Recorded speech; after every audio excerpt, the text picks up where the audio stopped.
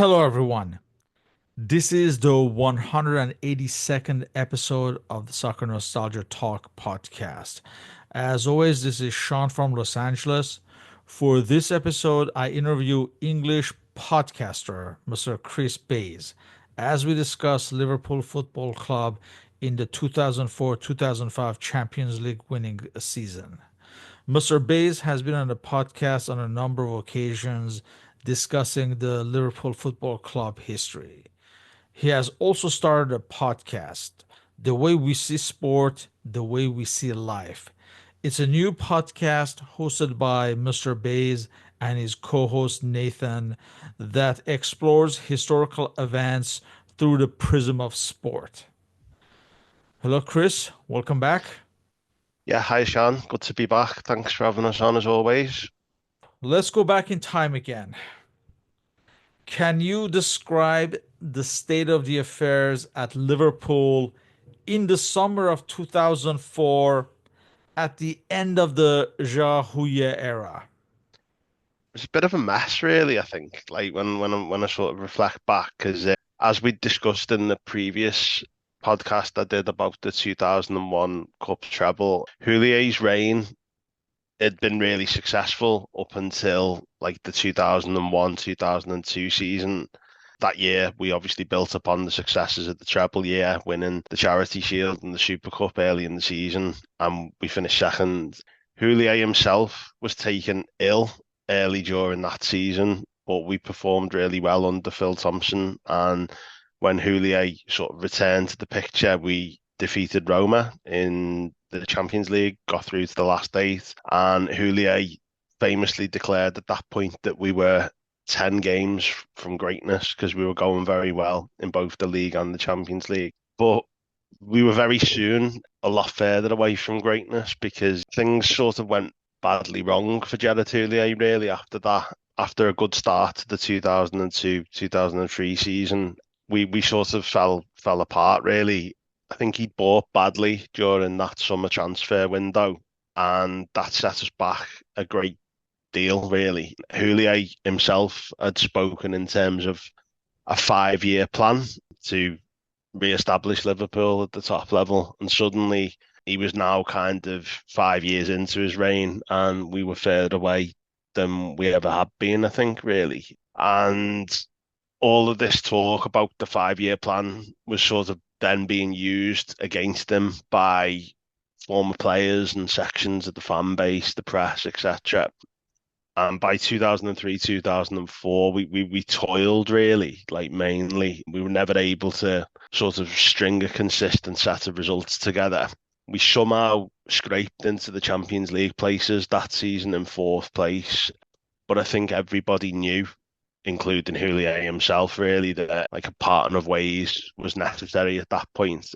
I can remember like quite a terse press conference that Houllier did towards the end of his time where he sort of lost his temper and said, like, if the club wants to go back to the culture of the 60s and the 70s, fine, but not with me. And that was almost him saying, like, I'm going publicly.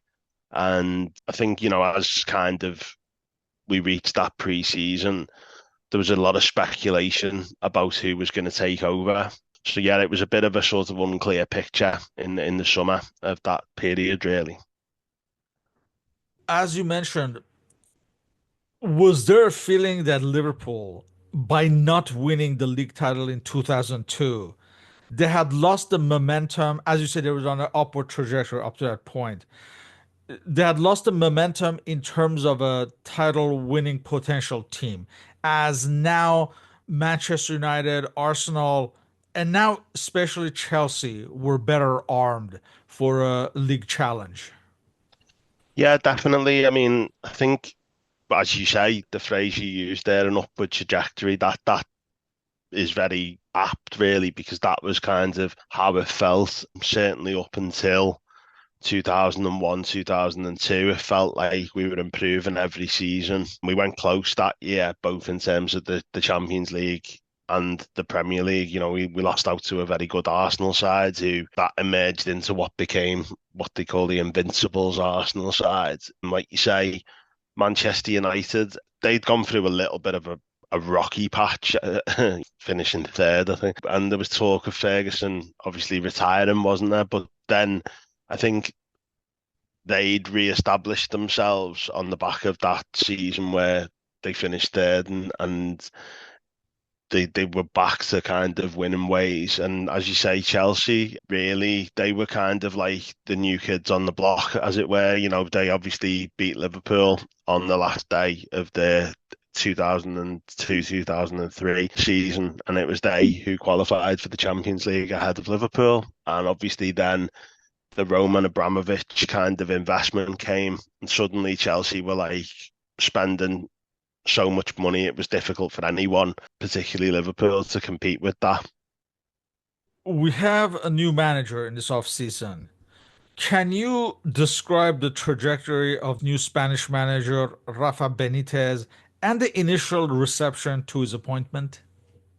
I was thinking about this, and I think where I first became aware, I think this probably applies to most Liverpool fans. Where I became aware of Benitez, it was when Liverpool had been paired with Valencia in the Champions League in, I think, 0203, and we got a real footballing lesson from Valencia in the group stage. They beat us home and away, 2-0 at the Mestalla and 1-0 at Anfield. And I think they then beat us again in a pre-season friendly ahead of the following season. So we'd become aware, I think, of Benitez at that point through his work at Valencia. And in all them matches, I can remember being struck by like the speed and the intensity with which Valencia played, the way they moved the ball around.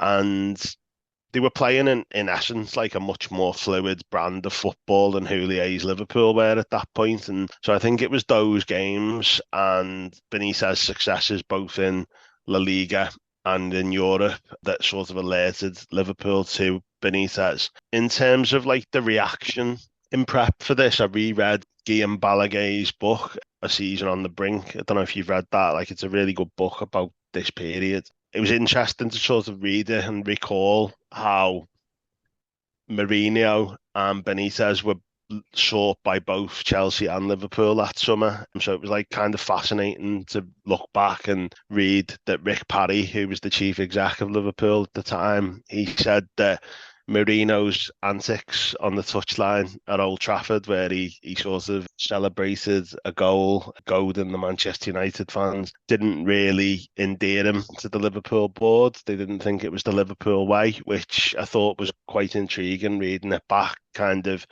comparing that with what Jurgen Klopp was like, really, as Liverpool's manager. But in that book, there's some interesting parallels made between Mourinho and Benitez, and Chris Bascom, who was a journalist at the Liverpool Echo at the time, concluded that if Benitez had gone to Chelsea, they still would have won the league at a canter, but he felt they would have won the Champions League as well due to Benitez's tactical acumen. I don't know how true that is, but that's obviously his opinion. And I think in terms of what the fan base felt about Benitez's appointment, like I say, I think they probably excited on the back of what his Valencia team had done to Liverpool and what they'd done as a whole in terms of winning the league and the UEFA Cup the season before. But I think everybody knew, and Benitez himself reflects on this in the book that I'm talking about, that the size of the task was big, really. The squad that had been left behind probably wasn't good enough and it needed overhauling dramatically. And whilst Benitez probably began to do that summer, I think it was still a work in progress, really, ahead of that season. Wasn't helped by Michael Owen departing on the eve of the season. He'd been obviously Liverpool's top scorer in like the previous 7 seasons. When I looked back, I found that out. It sort of strikes you how consistent and impactful he'd been for Liverpool, really. And obviously, he was going to be a huge loss. So, yeah, he had a big job ahead of him. And let's remind everyone that Rafa Benitez had won the Spanish league title in 2002, 2004, and the UEFA Cup at 2004. And as far as the Spanish league, we're talking about the era of the Real Madrid Galacticos with Zidane, etc., etc. So winning two league titles was considered a massive achievement by a team like Valencia. As the league title appeared to be out of reach, I imagined the UEFA Champions League seemed even less of a possibility at this point. Yeah, I mean, I think again, sort of reflecting back to probably how I felt, and obviously I don't speak on behalf of all Liverpool fans, but I think the majority of people probably would have just been happy to be back in the Champions League. I don't think there would have been any real expectations of going on to win it, really. I think we would have been looking to get out of the group stages and see how we got on from there. But yeah, I think we were quite inconsistent during the course of this season, as we'll come on to talk about. What was the backbone of the Liverpool squad at Benitez's disposal upon his appointment? Like I said, it was probably a squad that was flawed and one that needed a degree of overhauling. So I think the biggest news that summer that Benitez was appointed was that Steven Gerrard had chosen to stay with Liverpool. He'd obviously been a big target for Chelsea and would be again, but he remained with Liverpool, which was big boost really because obviously he was the captain by this point and he'd really established himself as Liverpool's key player really under Houllier. That offset the blow of losing Owen a little bit, like I mentioned. But I do think, like again, when I was sort of reflecting ahead of speaking to you today, the loss of Owen can't really be overstated because his absence really was one that was kind of keenly felt throughout the course of the season. This early Benitez side really did lack like a focal point up front. So Milan Baros had done well at Euro 2004 and he'd been the top scorer there. So I think there was a hope that he could kind of kick on and hopefully strike up a partnership with Jibril Cisse, who'd been announced as a big signing. And like the core of the squad that he inherited from Houllier was kind of breaking up really. So Heskey and Danny Murphy, who'd been kind of key players under Houllier, both departed Liverpool in that summer. And Heskey before Benitez came in, actually, I think. And I always wondered whether, well, A, would Benitez have found a role for Heskey? And I think the answer is yes. And would he have been able to get a tune out of him? Because he'd kind of stagnated really under Houllier the seasons prior to that. That's probably why Liverpool let him go. Murphy, he was also another one where I think I was a bit surprised that Liverpool let him go, particularly for like quite a meagre fee. But again, I think Benitez felt he needed to sort of break up a clique in the dressing room and therefore he departed. So in terms of what he inherited, I think it was like bit of a mixed bag, really. You had Jerzy Dudek and Chris Kirkland vying to be the goalkeeper. The defence had always been strong under Houllier. Hippier and Honcho had been a really good centre-half pairing, but towards the end of the season prior to this, Houllier had moved Carragher back into play at centre-half alongside Hippier, so that was kind of an evolving partnership. Steve Finnan was always a hugely consistent player for Liverpool. Jimmy Traore wasn't, but he was also around the picture as well. John Arne Riise was another player who, again, he'd probably suffered a bit under Houllier by not having a defined role. He used to veer between playing left back and left midfield. So he was still around. Dietmar Hamann, again, was also still an integral part of the team at this point. And yeah, I think the whole squad as a whole, it was probably a bit hit and miss, really, like a mixture of signings under Houllier who hadn't really worked out. People like Biscan, Schmidt, I'm thinking there, and then youngsters as well who hadn't really been tried. So yeah, it was kind of a not a complete squad really that he inherited. Let's discuss the transfer activity and the expectations at that point. Yeah, I mean Benitez bought largely from La Liga initially, which is perhaps understandable given that's where he'd managed previously. I think it's fair to say that his buys initially were probably mixed. So Xabi Alonso and Luis Garcia were obviously big signings, and they were both clear successes, endeared themselves to the fan base very quickly. I think the remainder of his buys didn't really work out, it's fair to say. So Hossamy was brought in. I think Benitez described him initially as like a Jamie Carragher type player, and it quickly became apparent that that was a pretty unfair comparison, really, in terms of how he compared to Jamie. Nunes came in, Antonio Nunes, as like a make weight in the Owen deal. So obviously we got, I think it was 8 million, which was not a big fee really for a player of that quality. And Antonio Nunes came as like sort of a make weight in the deal, but he never really kind of looked up to much, if I'm being honest. And then later in the season, we bought in Fernando Morientes, and again, despite high expectations, he kind of particularly initially struggled to adapt to the English game. So yeah, I think, in terms of his transfer activity, probably a mixed bag in that first season, I'd say. Later in the season, also Mauricio Pellegrino, Argentine Yeah, defender, arrived from Valencia, as well as Scott Carson, goalkeeper, arrived from Leeds. Of course, the most significant transfer in his offseason was the French striker Gibril Cisse from Auxerre, who yeah. was expected to be Liverpool's focal point in the attack. But unfortunately, he would suffer an injury, and that kind of derailed his Liverpool career. And as far as the players who left, you already mentioned Michael Owen and Danny Murphy. We can also mention Marcus Babel, a German defender who left and joined Stuttgart in Germany. And later in the season, the Swiss defender Stefan Ancho left and joined Celtic Glasgow. Much had been expected of Gibril Cisse, but his serious injury did not help Liverpool, and in a way, he would never be the same player following the injury. What was the feeling about his injury at the time, which I believe it was early in the season? Yeah, I was against Blackburn away, if I remember rightly. I was at that game, and it was at the other end of the pitch from where the away fans are. But it was evident quite quickly that it was a bad injury. And yeah, it was a shame. I think Cisse was an incredibly frustrating player to fans and particularly to Benitez. He seemed to have like a lot of pace and he was a good finisher, but he seemed incapable of sort of staying on side. And then I think that used to really torment Benitez.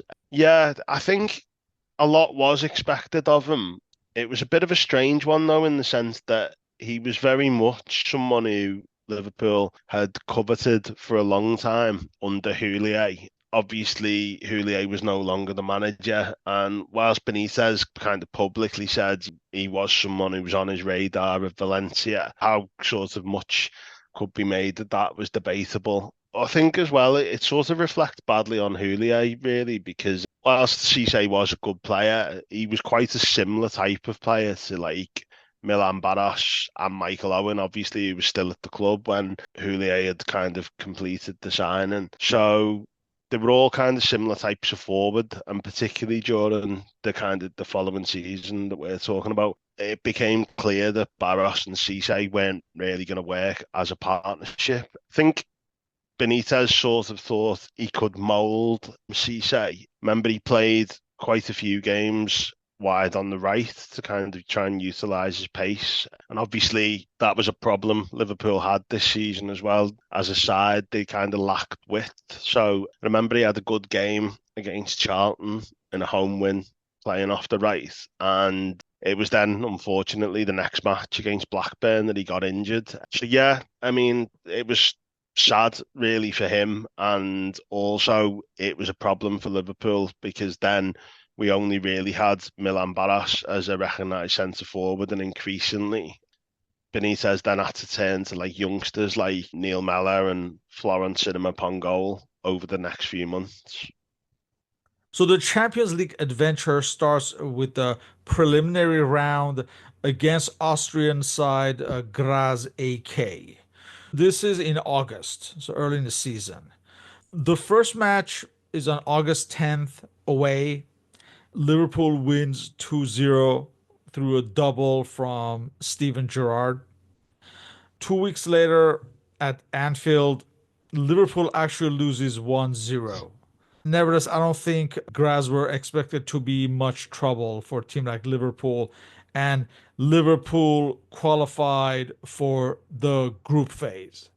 It was quite memorable, the first game, more for like when Michael Owen was on the bench for that first game, I remember. And that was when it became apparent that he was going to leave because obviously it was because they didn't want him to be cup tied for Real Madrid, who he went to. But yeah, in the first game, Gerrard scored two good goals, I remember, and we looked fairly comfortable winning that game. Quite impressive, I thought. It was one of the first times I'd seen Benitez's Liverpool.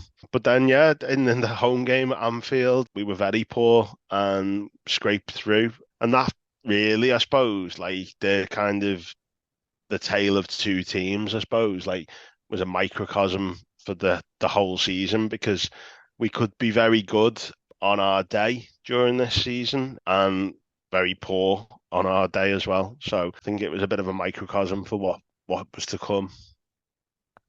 For the proper Champions League group phase, Liverpool are in Group A with French side Monaco, managed by Didier Deschamps, Greek side Olympiacos, and Spanish side Deportivo La Coruña.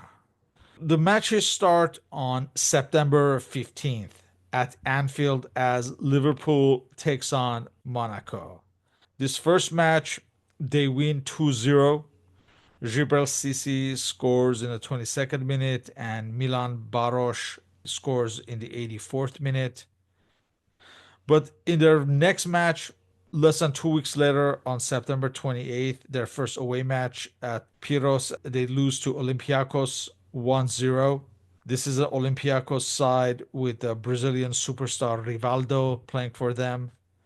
There's already some trouble as far as Liverpool's chances to qualify to the next round. For the third and fourth matches, they play against the Spanish side, Deportivo La Coruña. The first match on October 19th at Anfield is a scoreless tie. The next match on November 3rd, Liverpool actually wins 1-0 through an away goal from Jorge Andrade, where basically John Arne's cross from the left side was deflected by Jorge Andrade into his own net. However, on November 23rd, for their fifth match at Monaco, Liverpool loses 1-0. This is their second loss in the group. Javier Saviola scoring in the 55th minute. So going into this last match of this group on December 8th at Anfield against Olympiacos, Liverpool has to win to advance to the next round. So there's a lot of pressure. They fall behind through a goal by Rivaldo, and the task looks even more daunting at this point. But in the second half, Liverpool comes back, and the young French striker Florent Sinama Pongol ties the match in the 47th minute. Liverpool scores twice in the last 10 minutes. Neil Mellor scores in the 80th minute. In the 86th minute, one of Steven Gerrard's most memorable moments as a Liverpool player. He scores from a long range shot to make sure Liverpool wins this match, and Liverpool are through to the next round, to the knockout round. It's not a very impressive first round. We can say Liverpool just scraped through. Yeah, they were very hit and miss, weren't they, in that group stage? And seemingly they'd follow up like a good performance with a very poor one. So I remember, as you're talking through those games there, we looked very impressive beating Monaco, who were a decent side, were a good side really. They'd been beaten finalists, I think, fairly recently. So, Yeah, the they had previous season. yeah, so they had pedigree in the tournament. So to beat them in the first game was quite good, and we looked strong in that match. And then, yeah, the away games, particularly the one against Olympiacos and Monaco, I remember we looked very poor in both of those.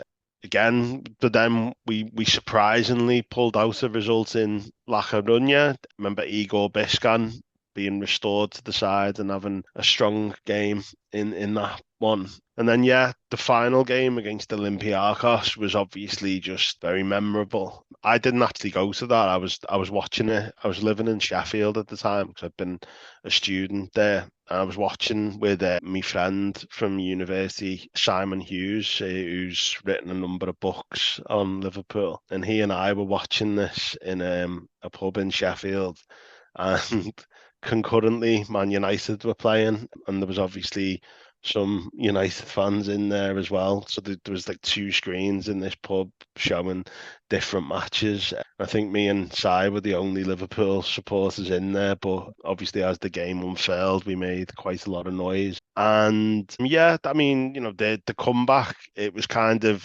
inspired by Gerrard, but the contribution of the young strikers, I think, that I mentioned before, Mellor and Pongo, can't be like understated. And also Jamie Carragher, like when you sort of watch the footage back, obviously it's Gerrard who scores the goal and kind of takes the acclaim and the kudos, but Jamie Carragher starts the move almost through it's through just sheer force of personality almost that he's like kind of almost running around, desperate to make something happen. And again, I think that was something that we saw throughout the campaign, really. Like these two local players, a focal point of everything that was good about Liverpool this season. As we reach the midpoint of a season, Liverpool are off the pace in the league race, as Chelsea seems to be heading for a league title, their first in 50 years. And they also lose to Chelsea, in fact, in the final Yeah. of the League Cup in late February. What was the mood going into this last stretch of a season? Yeah, good question. I mean, I think, we never really got going in the league that season. Rafa took some time to adapt, I think, really to the demands of the Premier League. And as I said before, it was obvious really that the side he inherited had pretty clear limitations. The performances the two seasons immediately before that had been inconsistent, and so it proved again this year. The League Cup final, that defeat was a painful one. We scored early in that game. Risa scored like a world-class volley. Perhaps we scored too early because we scored very early on. I don't know how early, but I seem to remember it was in the first few minutes of the game. And obviously, then we were looking to hold on, and we didn't. Obviously, Chelsea scored eventually. It was an own goal from Gerrard, I think. And Marino didn't endear himself to our fans with his touchline antics on that day. And then Chelsea eventually overpowered us in extra time. So, yeah, that was quite a painful one to take because we did look relatively solid and comfortable when we were leading. And Chelsea were sort of resorting to like throwing long balls into the box, and that was how they eventually equalised. There was a deflection off Gerrard and it wrong-footed Dudek. And as I say, they went on. They were the better side, really, in extra time. That showed. But it was interesting, again, in Gillan Baragay's book, that Rick Parry, the chief exec, apparently said to Gerrard after that final that we'd draw Chelsea in the Champions League and we'll beat them this time. Now, again, I don't know how true that is, but it's a good story, isn't it? So yeah, I think in terms of like how, again, it wasn't a huge degree of optimism, although we were still in the Champions League. There wasn't probably any expectations at that point, really, up until kind of like certainly the quarterfinals. I think we obviously crashed out of the FA Cup as well to Burnley in a tie that was rescheduled due to bad weather initially, and in the rescheduled game, Benitez came in for a lot of stick because he picked quite a weakened side and we lost 1-0. Jimmy Traore scored a quite remarkable own goal. And yeah, I think Benitez got a hell of a lot of stick from elements of the English media for sort of devaluing the FA Cup. A little bit similar to Arne Slot this season, really, with that defeat at Plymouth with a weakened side. But yeah, so the mood was like, I think it wasn't buoyant by any stretch of the imagination at that point. We come to the round of 16, and Liverpool are facing German side Bayer Leverkusen. The first leg on February 22nd at Anfield, Steven Gerrard is suspended from this match. But Liverpool win 3-1. Luis Garcia gives Liverpool the lead in the 15th minute. In the 36th minute, Riese scores with a free kick. And in injury time, Dietmar Hamann also scores from a free kick. Unfortunately, Liverpool are careless, and just a minute later, Francia knocked in a rebound and gave Leverkusen somewhat of a lifeline. But on March 9th, away from home, Liverpool with Gerrard back in the lineup, Liverpool wins 3-1 impressively. Steven Gerrard sets up Luis Garcia for the first goal in the 28th minute. And then in the 32nd minute, Gerrard's corner from the right side was headed by Biscan and then knocked in by Garcia again. Liverpool score a third goal through Milan Barros in the 67th minute. And before the end, Leverkusen pulls a goal back through Jacek Kurzinovek. But two 3-1 victories against a decent German side, and Liverpool were through to the quarterfinals. Yeah, I think this tie was probably like, the most complete performances really by Benitez side to date because yeah, Leverkusen were an established name in the Champions League, weren't they, at this time? They'd beaten Liverpool under Houllier when we were 10 games away from greatness a few seasons before that. So we had a little bit of history with them. Yeah, I can remember Igor Biscan again kind of being restored to the lineup because Alonso was injured at this time. He'd broken his foot, I think, against Chelsea on New Year's Day. And Biscan was a player who really had flopped under Houllier. So it was good to see him kind of re-establishing himself. It was surprising, if I'm being honest, because he'd looked a really poor player at times under Houllier, but he seemed to find a role within Benitez's system during this run to the Champions League final because Alonso and Gerrard were both in and out of the team with injury suspension. So Biscan played a key role. I think people forget that sometimes. But yeah, also Garcia was kind of a key man, wasn't he, in this run? As you say, he scored in both legs here, and he was a clever player. I always remember he was kind of a player who played between the lines and excited the fans, sometimes infuriated them, but he certainly made a really good contribution over the course of those two games. For the quarterfinals, Liverpool face Juventus. And this is their first meeting since Heysel, which must have been very emotional for the Italians. What was the mood ahead of these meetings? I think Liverpool made a lot of effort to try and kind of commemorate the occasion respectfully to those who died at Heysel. So I remember kind of Ian Rush, Phil Neal, and Michel Platini were kind of involved before kickoff in sort of exchanges of pennants and what have you and commemorative plaques. Obviously, there was a mosaic famously sort of unveiled on the Kop, which I think said something along the lines of friendship and respect. And it wasn't universally well received by the Juve fans.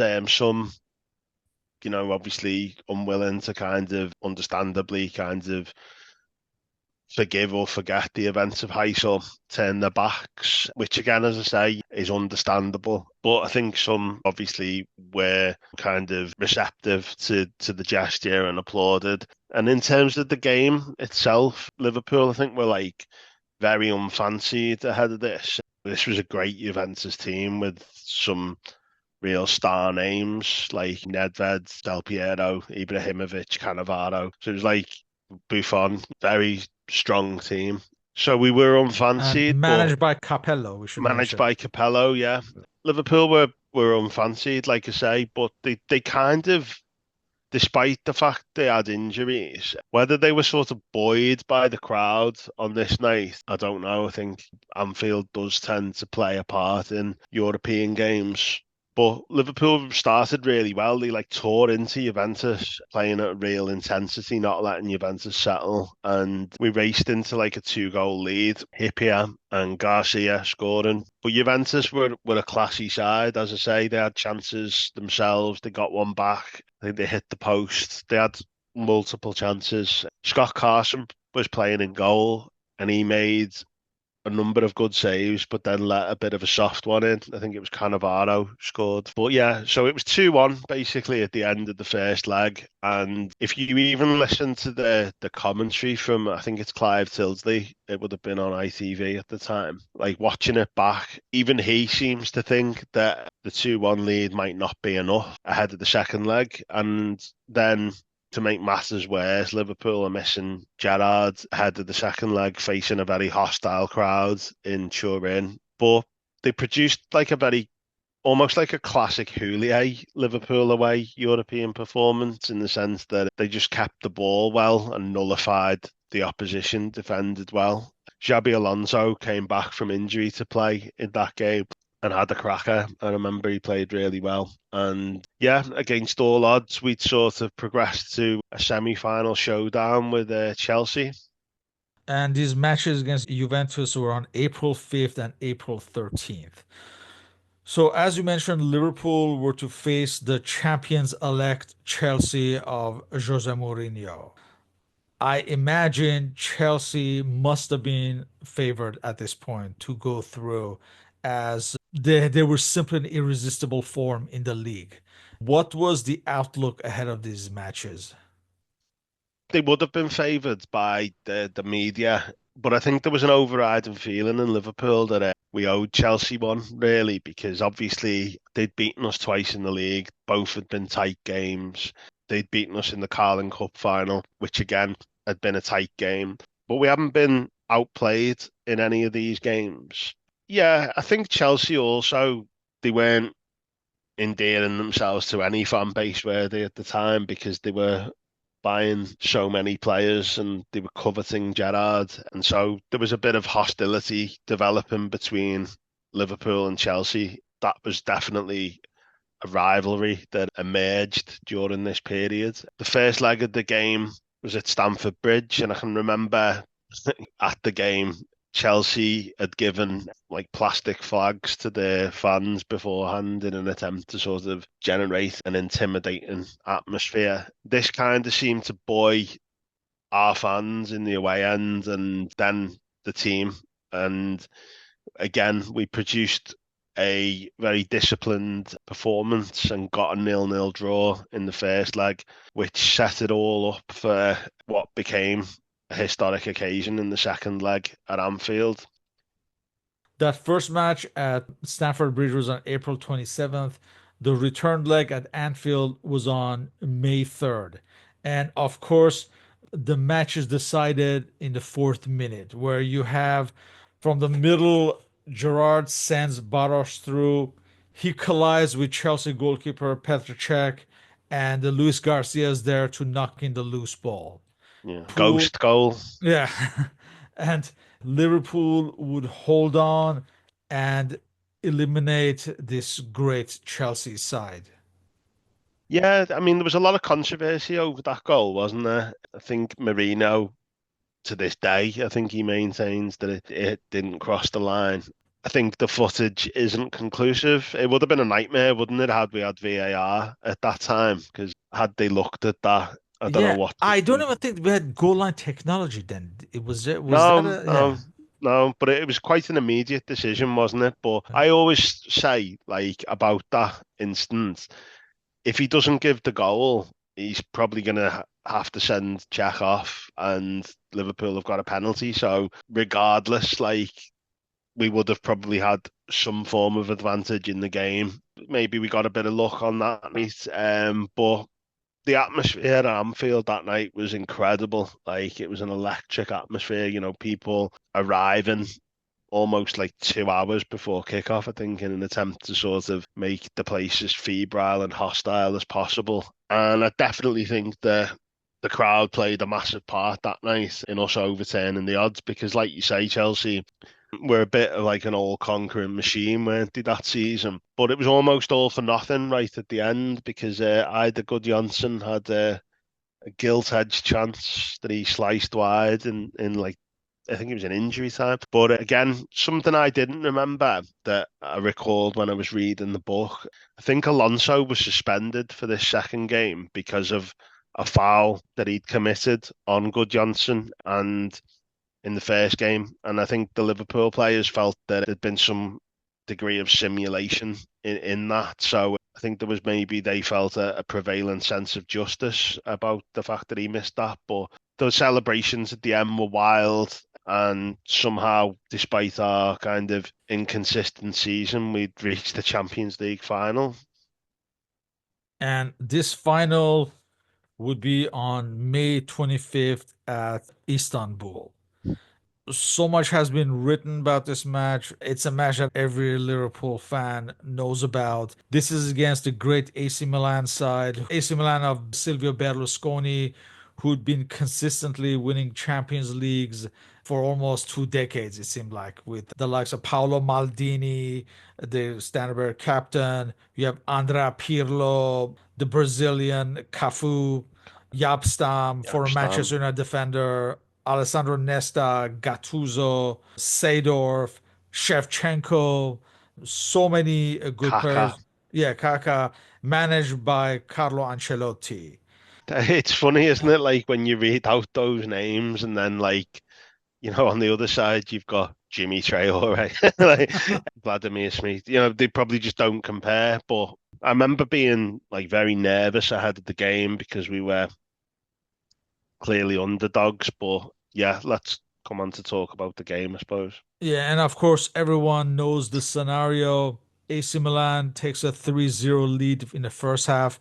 Maldini scores as early as the first minute, and Hernan Crespo scores 2 goals near the end of the first half, and it looks all over and dusted. Yeah, We have to mention that in the first half, already Benitez had made a switch by taking off Kiel and replacing him with Smicer. And he makes a further tactical switch that has a bearing in the ultimate result by taking off Finnan and installing Dietmar Hamann in midfield. And of course, everything starts from there. In the 54th minute, Gerard starts the recovery, and just 2 minutes later, Hamann is instrumental in Smicer scoring with a long range shot, and the Liverpool are back in the game. And in the 60th minute, they're awarded a penalty kick. Xabi Alonso's attempt is parried by Dida, but Alonso himself knocks in the rebound. And all of a sudden, the match is tied against all expectations and goes into extra time. And of course, there's that penalty kick shootout where Dudek is the hero, and it's a magical night for Liverpool. It's one of the greatest comebacks in football history, and Liverpool wins on a penalty kick shootout. So this is something that it's been discussed. We can say that this game has gone down as one of the most memorable matches in the history of the game and has been analyzed ad nauseum by Liverpool fans and pundits alike. But I want to hear your thoughts and your emotions on that day and how you lived it. yeah. Emotion's a good word because it was a very emotional day, full of ups and downs, really. So yeah, like I said before, I can remember being nervous before the game, like a nervous tension, which is something you only really feel ahead of big games. And I think that also spoke to the fact that we were clearly massive underdogs in this tie because of probably like some of the names that you mentioned, like the stellar names that made up the AC Milan team.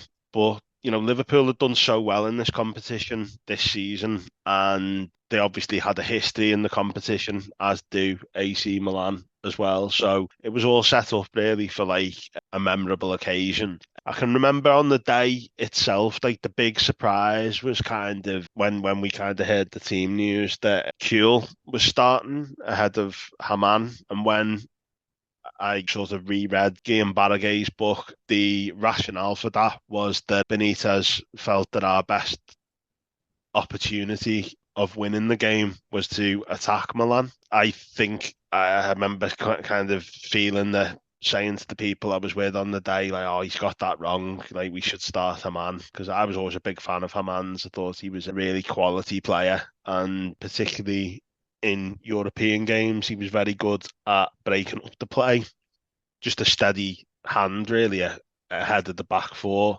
But obviously he went with Kuhl. That backfired, I think. As you say, Kuhl came off quite quickly into the game with a thigh strain. I think some of the Liverpool fans were a bit tired of Harry Kuhl by this point because he seemed to have recurring injuries and a habit of going missing in big games. But yeah, he came off. Schmeiter came on initially, didn't he? But in the first half, we just couldn't really get a grip of Kaka. Kaka just kind of was tearing us apart and cutting us apart with like the clinical sort of through balls to Crespo. And I just remember like when it was 3-0, my just abiding thoughts were like everybody is going to be laughing at us here. All of English football, the Mickey taken is going to be merciless. And I think at that point, we probably just wanted it all to be over and done with as soon as possible. But yeah, I can remember feeling sort of dumbfounded and totally devastated and deflated at half time. Not many words were said amongst the people I was with. Some fans left the stadium at half time, which again is remarkable.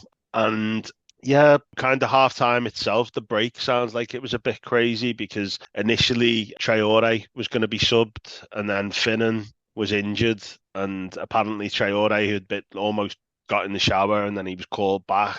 But despite all of this, somehow Benitez manages to kind of remain unruffled and apparently he spoke to the players about the importance of the first goal in the second half and he seemed to tap into like how important the occasion was to Liverpool, the club, the fans, the city, and whatever he said, it seemed to work. I do think, as you say, kind of Haman kind of coming on definitely had an impact on the game because suddenly Kaka wasn't getting on the ball as much and wasn't causing as much damage. And then, yeah, it just seemed to turn, didn't it, very quickly, before and after the three-goal like surge from Liverpool. Milan were kind of in the ascendancy in the game. They looked very comfortable, obviously, at half time. But yeah, it was just a mad, mad 6 minutes, wasn't it? And yeah, when we scored one, you begin to have a degree of hope. Suddenly we've got two, and you're thinking, well, we can do something here. Yeah, and then we got the penalty, and obviously Alonso stepped up. Dida saved it, but then he had the presence of mind to follow in, and yeah, it was just incredible. Like from being kind of in this position where, like I say, you just felt like everyone in the world was going to be laughing at us. Like suddenly we were like almost laughing at the ridiculousness of this situation where we'd come back from 3 goals down. And as that game wore on, it just seemed fated really that Liverpool were going to win because Shevchenko, obviously one of the world's best strikers, he almost has an open goal in extra time. Dudek incredibly somehow manages to save it. And then he goes on to be the hero during penalties. But Liverpool were like almost dead on their feet in the second period of extra time. And again, one abiding memory I've got was just of Jamie Carragher's performance. Again, just heroism, just putting his body on the line, really kind of stretching for blocks and, not kind of like glamorous stuff, but like he went down with cramp and was obviously in an incredible amount of pain, but he somehow drove himself on to kind of keep Milan out and sort of take us to penalties. And also Gerrard again, kind of he filled in at right back during extra time. So yeah, it was just an incredible occasion, really. And obviously, then the celebrations afterwards in the city. There was a parade the day afterwards, and it was just probably the most amount of people I've ever seen on the streets in my life. I remember being by St. George's Hall, and it was just very emotional, kind of. It was just incredible that we'd managed to like pull off this incredible success against all the odds, really. A lot has been made of Haman's entry substituting Finan at halftime, whereby Liverpool converted to a back three. Haman moved into the midfield, and this allowed Gerrard a freer role. Was it really all down to this, you think? Yes, to a degree. I mean, I think, like I said before, I would have probably had Haman in the team anyway. I always felt Liverpool were a better team with him in the 11 at that time.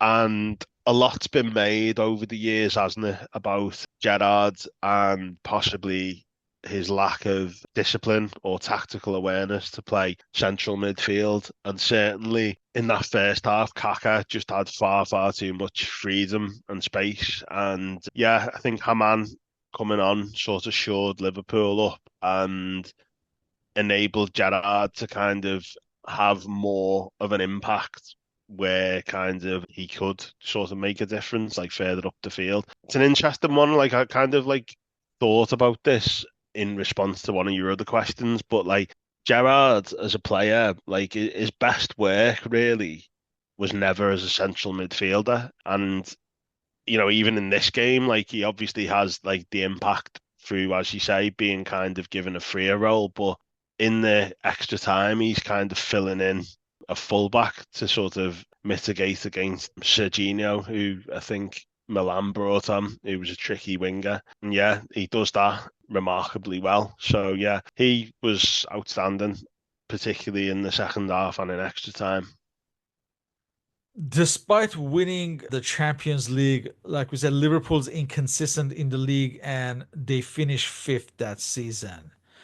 Yeah. So let's look at the aftermath of all this. Was there genuinely a feeling that Liverpool could build up on this and improve on the fifth place finish? Or was there a feeling that maybe this is just a one off? It wasn't clear, was it, initially that Liverpool were going to get the chance to defend or be in the Champions League the next season because they'd obviously, as you say, finished outside the places. Ironically, like it was Everton who finished fourth in the league that season, and I should remember a lot of Mickey taken from like Evertonians, like sort of calling Raphael beneath us because obviously they'd finished above us that season. In terms of whether people thought it was going to be a one-off. I think Benitez was always a bit of a divisive figure amongst Liverpool fans, and still is probably to this day.